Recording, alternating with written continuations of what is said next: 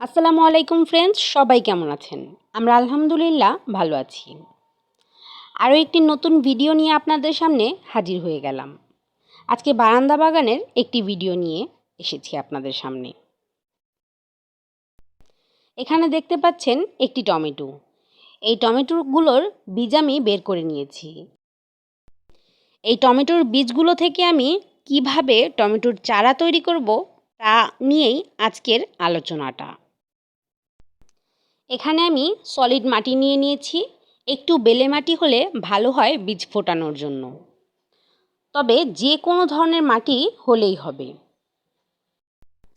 এবং আমি টমেটোটা থেকে যে বীজগুলো বের করে নিয়েছি সেই বীজগুলো মাটির উপরে দিয়ে দিলাম। দেখতেই পাচ্ছেন সবগুলো বীজ আমার দিয়ে দেওয়া হয়ে গেছে। এবার আরও কিছু মাটি এর উপরে দিয়ে দেব।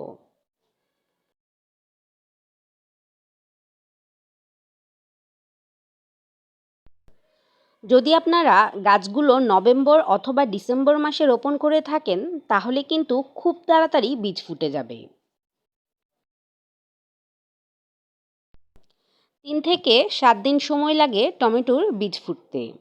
এবার আমি সামান্য একটু পানি দিয়ে দিচ্ছি।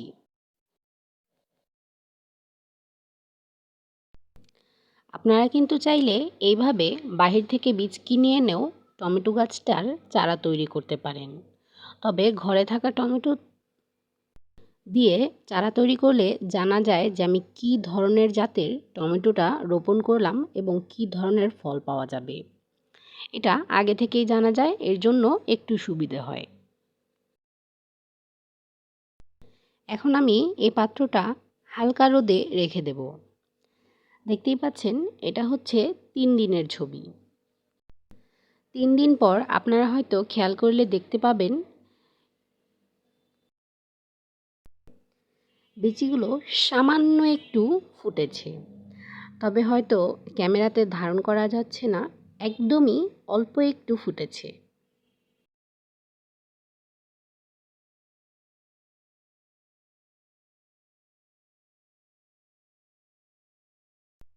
এটি হচ্ছে ৭ দিনের ছবি।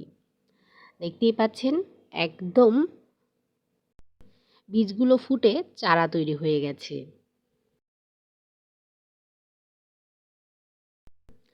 আর এটি হচ্ছে আমার ২০ দিনের ছবি। দেখতেই পাচ্ছেন চারাগুলো কিন্তু বেশ বড় হয়ে গেছে। এবার আমি এই চারাগুলোকে আলাদা আলাদা করে রোপণ করব পাত্রতে।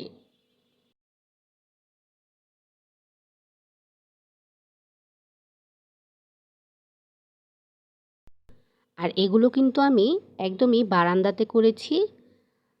খুব বেশি পরিমাণে রোদ পাওয়া যায় না, তবে টমেটো গাছের জন্য এইটুকু রোদই যথেষ্ট। খুব বেশি রোদ পেলে কিন্তু টমেটো গাছ একদমই লাল হয়ে যায় এবং পাতাগুলো কুঁকড়ে যায়। একদমই সাধারণভাবে আমি টমেটো গাছের চারা তৈরি করে আপনাদের দেখালাম। ভিডিওটি ভালো লেগে থাকলে অবশ্যই একটি লাইক দিয়ে যাবেন।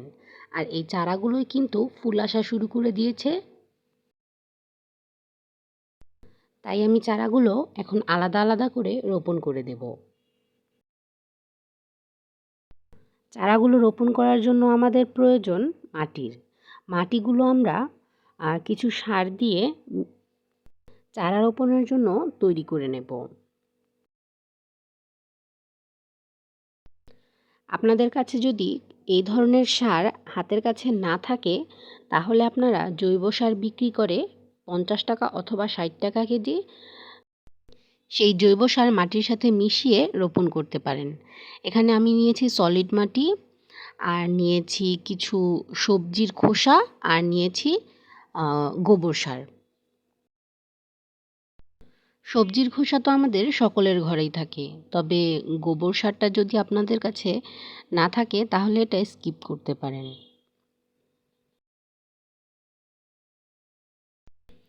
এবার আমি সব কিছু খুব ভালোভাবে মিশিয়ে নেব। একদম ভালোভাবে মিশিয়ে এরপর চারাগুলো রোপণ করতে হবে।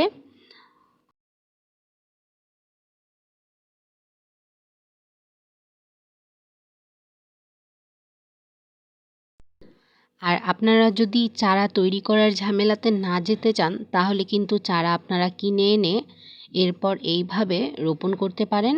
চারা মাত্র 20 টাকা অথবা 25 টাকা করে বিক্রি করে একটা চারা। সেই চারা কিনে এনেও রোপণ করতে পারেন।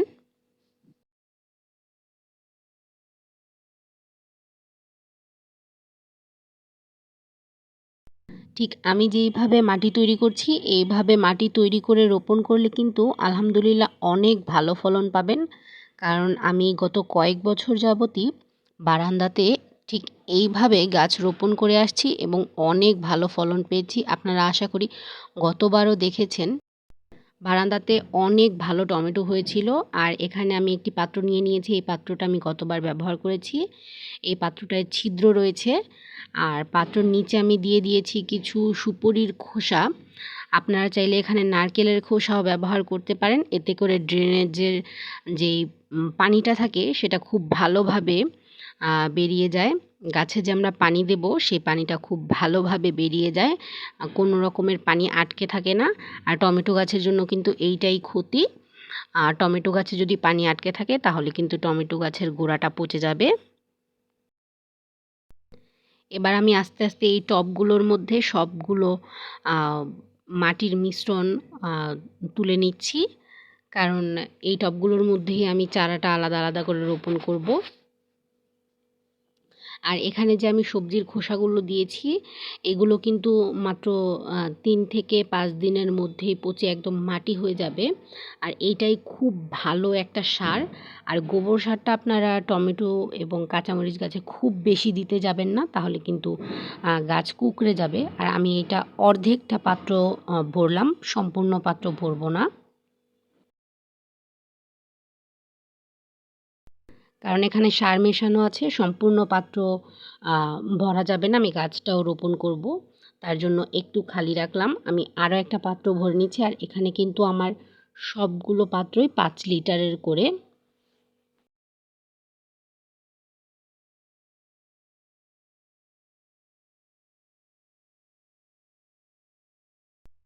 খুব সহজেই টমেটো গাছ রোপণ করা আমি আপনাদের দেখিয়ে দিচ্ছি। এর আগের বারও আমি ঠিক এইভাবেই টমেটো গাছ রোপণ করেছিলাম। আমার বারান্দাতে অনেক টমেটো হয়েছিল, আমি আপনাদের সাথে শেয়ার করেছিলাম।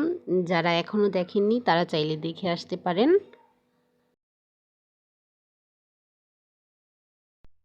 আমি প্রতি বছরই টমেটোর চারা তৈরি করে থাকি একটি টমেটো থেকে। আর এটা ভালো মানের বা ভালো জাতের টমেটো হলে ভালো হয়। আপনারা দেখে নেবেন যে টমেটোর সাইজটা যেন একটু বড় হয়, কালারটা যেন খুব সুন্দর হয়, আবার খেতেও যেন খুব মিষ্টি হয়। এরকম টমেটো দেখে এর বীজ সংরক্ষণ করে রাখবেন।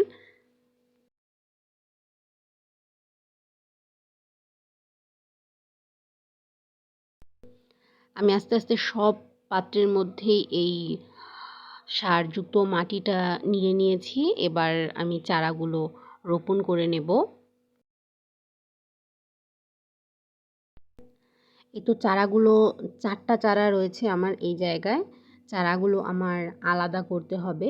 2টা বেশ বড় হয়েছে এবং 2টা ছোট রয়েছে, কারণ এই জায়গায় একদমই অল্প মাটি। আর দেখতেই পাচ্ছেন কত সুন্দর সতেজ গাছগুলো। আর এখানে আমার গাছ রয়েছে মোট 4টা, 1টা 2টা 3টা 4টা। আর ছোট চারাও রয়েছে, তবে ওইগুলো আর এখন তুলব না।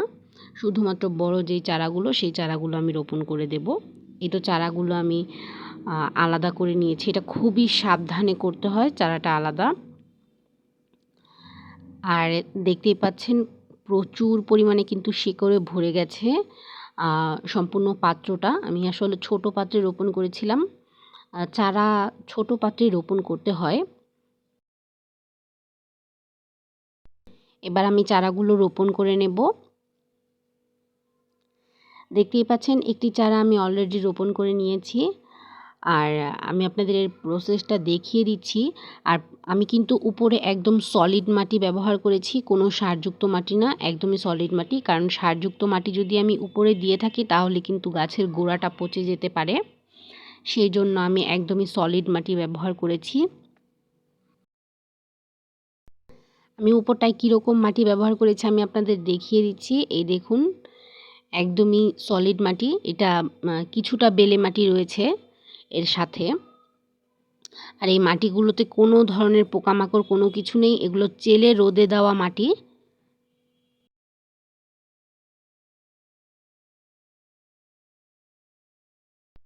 এই মাটিগুলো গোড়াতে ব্যবহার করার মূল কারণ হচ্ছে গোড়াটা পচে যাবে না, খুব ভালো থাকবে গোড়াটা। আমি দেখিয়ে দিচ্ছি, আমি নিচে কিন্তু সারযুক্ত মাটিটা দিয়েছি, এটা আস্তে আস্তে পচে নিচের দিকে চলে যাবে।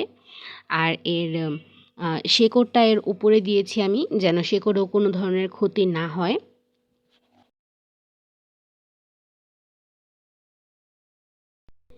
এর উপরে আমি সলিড মাটিগুলো দিয়ে দিচ্ছি, দেখতেই পাচ্ছেন।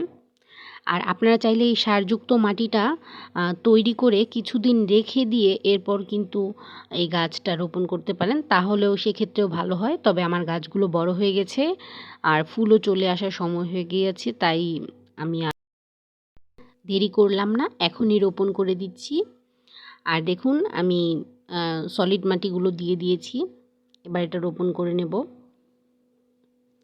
আর মাটিগুলো বেশি ঝুরঝুরে হয়ে গেলে আপনারা একটু পানি মিশিয়ে নিতে পারেন, এতে করে রোপণ করতে সুবিধে হবে।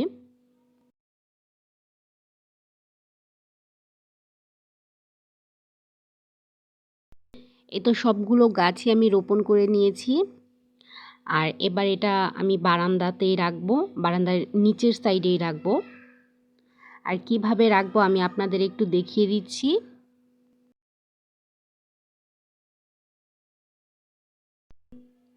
বারান্দাতে কিন্তু টমেটো গাছ খুবই ভালো হয় এবং খুবই ভালো ফলন দেয় টমেটো গাছগুলো বারান্দাতে।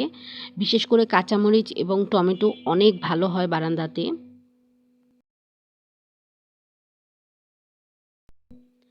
যেহেতু বারান্দায় রোদ খুব বেশি একটা আসে না, তাই বারান্দাতে টমেটোর পরিমাণটা অনেক হয়, বেশি রোদে টমেটো গাছ ভালো হয় না।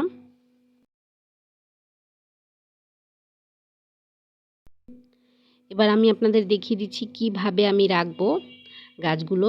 দেখুন এই জায়গাটায় ফাঁকা রয়েছে, এই জায়গাটায় আমি টমেটো গাছটা এইভাবে করে রাখবো যেন রোদটা আসে, হালকা রোদ পায় সকালবেলা।